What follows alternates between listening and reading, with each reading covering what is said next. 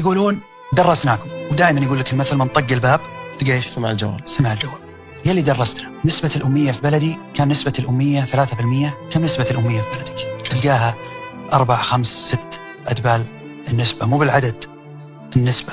بكلمك افريج. كان علمت بلدك، علمته ببلدك، يعني أنت زادت عندك الأمية واللي علمتهم نقص عندهم الأمية.